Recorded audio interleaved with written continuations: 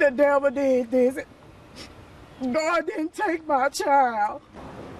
Shot at night, left to die alone, lying next to trash in an empty lot. That's how 19-year-old Jamarin Smith spent his final hours.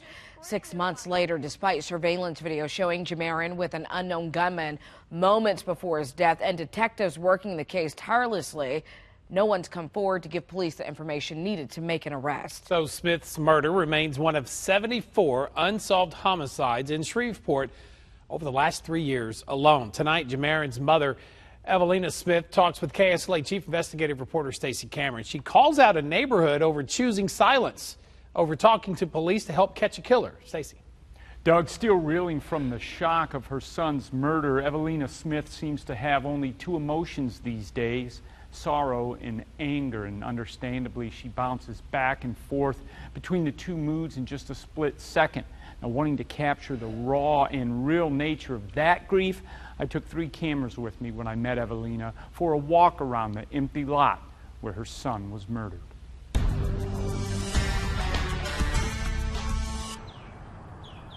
My son was laying there on the ground. There in the end of this lot? Yeah, laying right there on the ground. You knew it was him before you even got back there?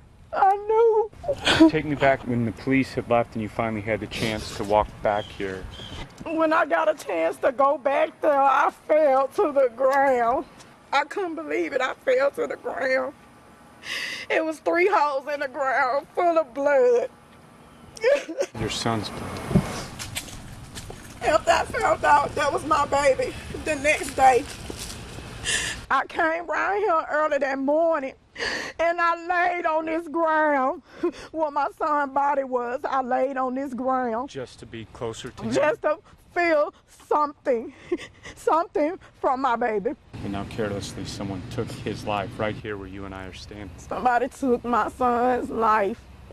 When you come back here, does this feel like his final resting place, or is this even somewhere you can really come and be comfortable and feel like you're close?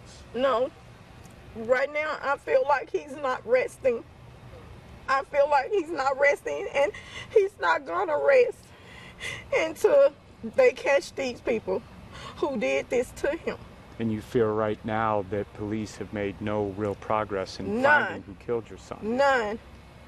None whatsoever. It's hard enough, I imagine, for a mother to lose her son, but to hear that he was left here overnight and then found. He was found by a passerby. They found him 5-something in the morning on the cold ground. He was alone. He didn't have nobody. Do you think the folks that live in this neighborhood and others that are seeing so much deadly violence in Shreveport understand the grief a mother goes through? I don't think so.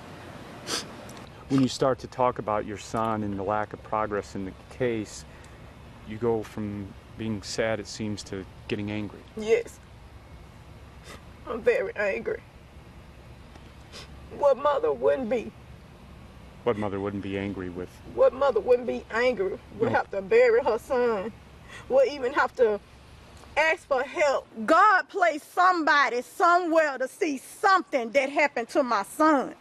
So you need someone who saw something to speak out for your son. Yes. What's the one thing when you think of your son that you look back on now and will still bring a smile to you? He loved his little nieces and his little nephews. He loved his family. He was so playful. We hear so often that they're potential witnesses or somebody that knows something, but they don't stand up and tell police. Why do you think that's the case? Because they don't want to be labeled as a snitch. But that's not snitching. It's not snitching. It's not. It's not snitching.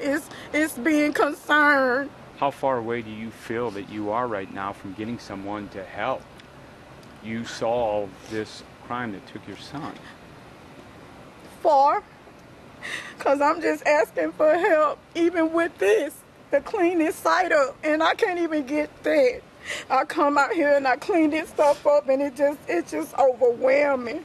The people watching this tonight that live in these communities, these neighborhoods that are seeing violence, what do they need to know? What can they do to help change this? They need to speak out.